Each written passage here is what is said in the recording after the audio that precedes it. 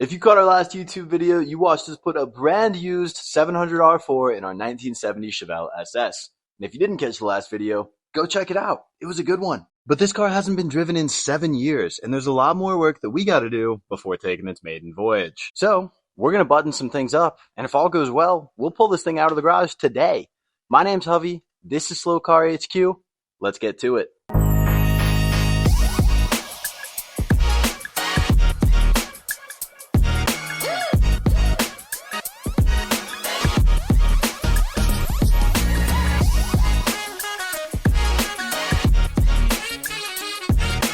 The first thing that we got to do is just a simple oil change, and not because we're at our mileage requirement, but because this oil's been sitting for 7 years, and doing an oil change right now is just cheap insurance.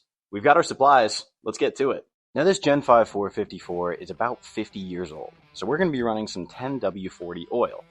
It's a thicker oil that's going to help us keep more stable oil pressure at idle, and this older motor has looser clearances than new motors that you'd see on the road today, so the thicker oil is going to help us fill those passages. And let's not forget, we've got some pretty hot weather coming right around the corner, so this 10W40 is going to stay a lot thicker in the midst of that blistering heat. And just make sure you torque that to 739 foot-pounds per GM. Are you mentally retarded? Now we are going to pre-fill our filter because we never go in dry here at Slow Car HQ.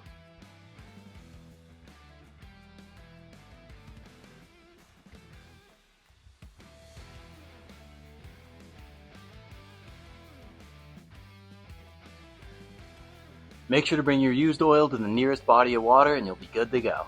Up next, we're back to the transmission. We got to do our transmission lines to get rid of those crappy old hard lines and use these nice, steezy AN lines. AN lines originated in World War II. AN actually stands for Army Navy. And really, this is just a fluid delivery line. They're really popular on cars because A, they're really easy to put together, but B, there's almost zero risk of these popping off. They're super serviceable with how easy they are to install and replace, and they offer a ton of flexibility when it comes to routing. And let's not forget, they look sick. AN lines are typically wrapped in either stainless or nylon braiding that's going to protect the inner hose from any kind of heat or puncturing. We're going to be using a 6 AN line, which equates to about a 3/8 inch inside diameter tube.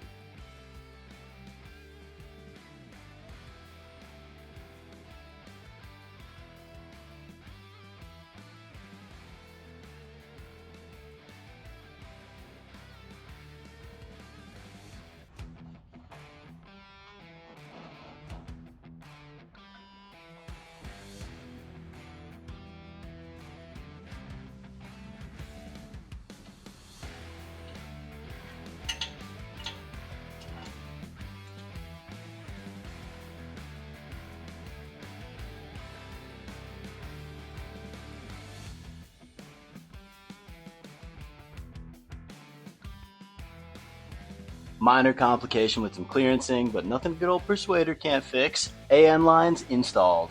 Now we're going to reinstall our pretty fancy low car transmission dipstick.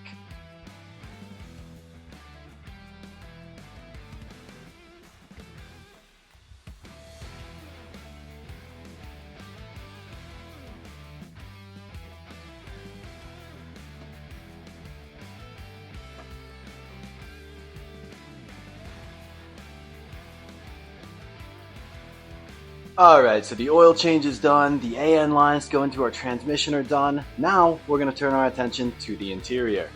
And the first thing that we have to address is that we have one too many pedals.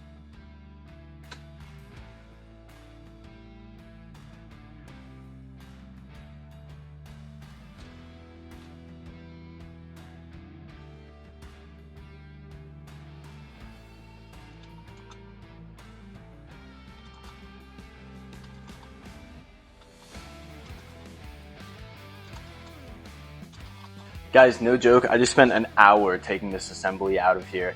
There's literally no room to get it to wrap around the steering column, and then there's a plethora and rat's nest of wiring in its place. But regardless, we got it out, we're ready to get the new one in. Okay, through the power of hard work and perseverance, we got the new brake pedal in, so that's good to go. Guys, we still have a lot more to do on this stuff, but it is pretty late. Some of these projects took a little bit more time than I thought they would, so we'll be back at it tomorrow. All right, guys, we are back at it for day 2 of bringing this Chevelle back to life. We got some of the hard stuff out of the way yesterday, the transmission lines, the pedal assembly, and we did an oil change. We should have a pretty easy day today. We're going to mess around with the interior and stitch that all back together, and we got a couple other things to button up. Let's get to it. Now, we had my interior pretty much all torn apart for the transmission swap, as well as for a couple other reasons. Now we got to put everything back together, so we're going to clean all of this up. I'm going to mess with the wiring first because it is just a rat's nest down there. So we're going to use these super fancy Honda parts and get that taken care of. Let's do it.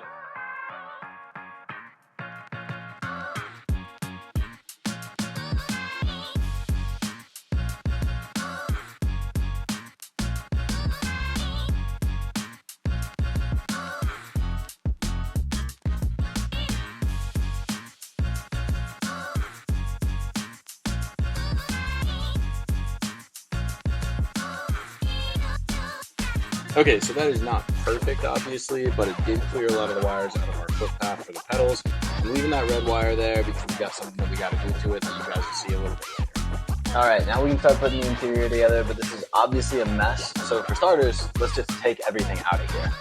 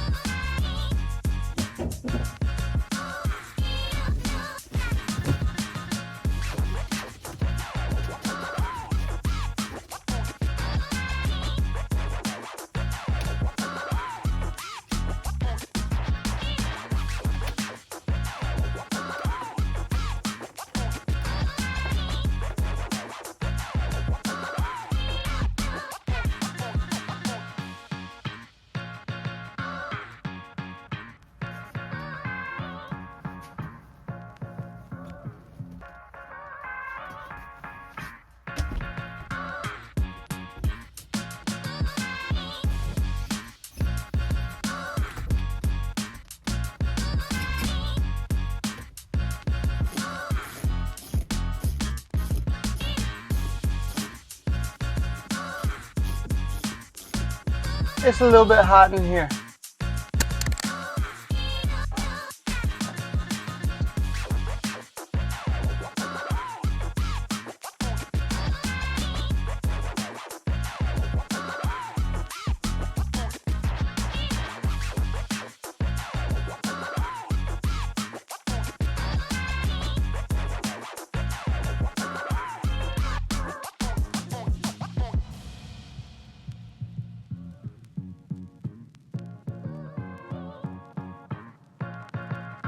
Interior installed. Yeah, I know what you're thinking. Ryan, you just put this interior together for the first time in 7 years. What are you doing ripping the dash out of it? Well, the reason I'm ripping the dash apart is so we can wire in this. It's our speed sensor that on one end plugs into our 700R4. Then it has a ground connection, a positive connection with the key on, and then a signal wire to the speed sensor. So I was just identifying the wire that goes to the speed sensor.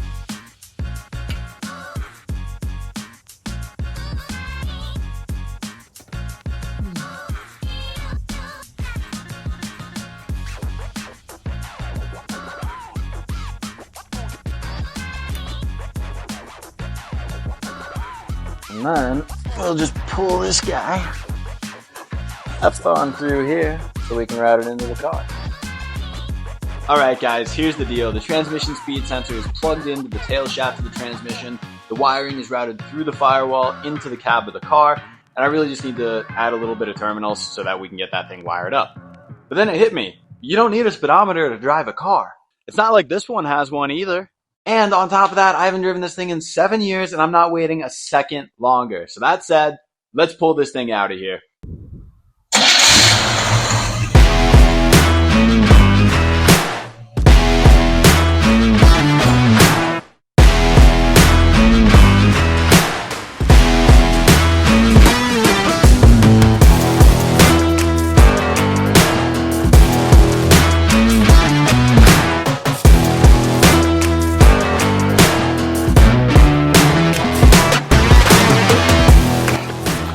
Guys, it is starting to rain, but I don't care because my Chevelle freaking runs. You guys have no idea how much this means to me. I've had this car since I was 9 years old and I haven't driven it in 7 years. I have hated this car, I have loved this car, and most importantly, I've built this car.